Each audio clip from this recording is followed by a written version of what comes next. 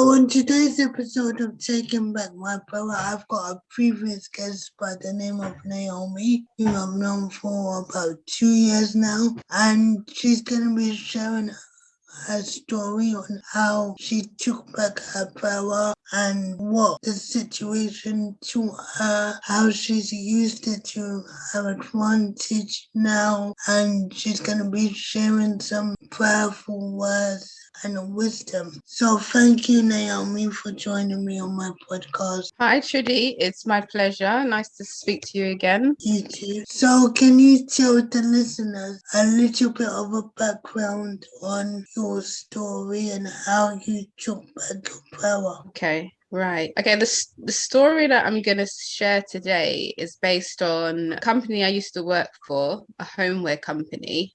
I had worked for them for a long time at this point, probably like 6 years or so.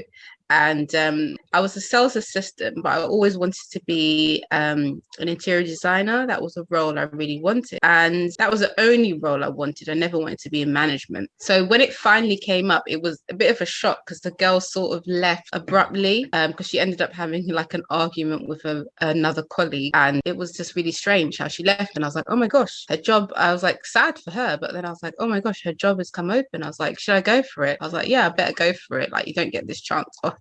It was a job where you got a company car and I hadn't driven probably for like 5 years, but I was still not going to let that stop me. All I knew was while I was going to do the training, I just thought I better get my ass in gear and start driving and do lessons. So which I did like loads of lessons basically really, really quickly. But gosh, when I did initially get the car before the role, I was panicking a bit because I was like, oh my gosh, can I really do it? Can I really do it? And then I just thought, let me sort of tell the job, let me see if they can give me just a little bit more time. And I had holiday and I just thought, can I just use my 2-week holiday just to like really freshen up my driving? So thankfully they let me. And then I really went for it in the sense of, like I said, I hadn't driven for 5 years. I had never driven on the motorway before ever. So yeah, and it was not like, just around London. It was going to Milton Keynes, Oxford. So it was going to far places. And so yeah, I did it, and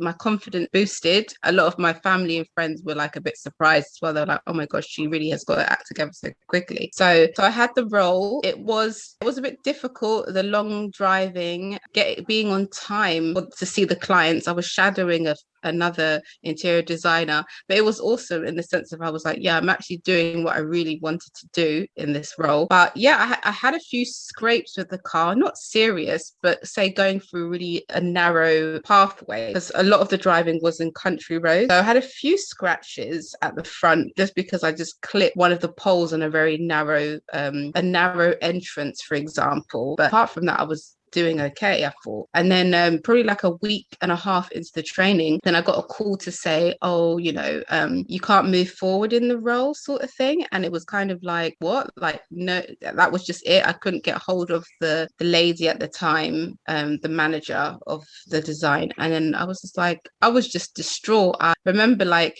coming back from Milton Keynes and just breaking down on the shop floor because I had to go back to the shop for whatever reason at the time. I was just remember breaking down in front of a customer. I was like, oh my gosh, how could they just let me go? Like, they haven't even given me a chance. So it was upsetting, and I was just like, you know what, F this job, like I can do so much better. But initially I had to go back to my previous role, which was a sales assistant, and I was just like, oh my gosh, how can I do this? The next day I didn't even go back. I was so pissed off that I didn't go back. But the next day I did, and then I stayed for about an extra year. Like, I can't believe it. But the message of the story for me was... So did they give you a reason why? Did they give you any reason why they didn't push you forward? Did they give you any? Yeah, they were still saying driving, but I just thought it was a cop-out, to be honest, because I had spent so much money. I didn't get into no accidents or anything like that. I probably was only late, like slightly late for an appointment maybe once, I think, because I was trying to get my head around the sat nav, and these country roads, it's not like London, like, you know, you've got one house in the middle of nowhere sometimes.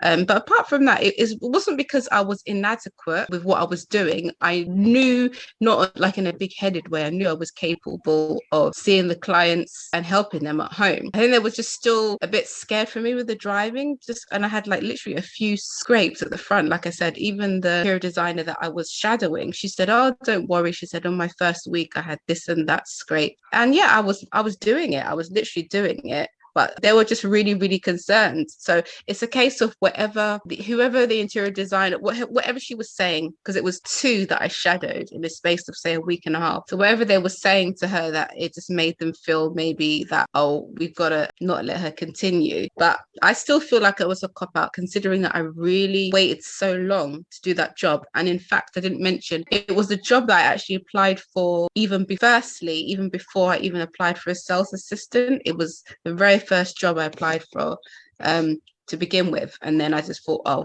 let me get in there with a company and see how it goes. But moral of the story in terms of the empowerment bit is just, okay, initially, yeah, I was devastated, as I said. But later on, I just thought, you know what? I was slowly doing my sideline anyway.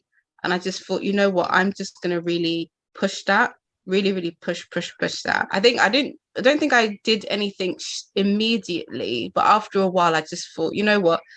This job, I'm going to do the hours I want, basically. Like, I had set hours that fitted around my daughter, basically, her schooling. So I had my set hours again, and I just took it to my advantage, as in did my set hours and did what I needed to do to push forward in my business, really. And really, as I say, every disappointment, you know, it can turn around. It's not the end of it all. Things can improve. And yeah, it was hurtful at the time, but yeah, I take it now as a positive now.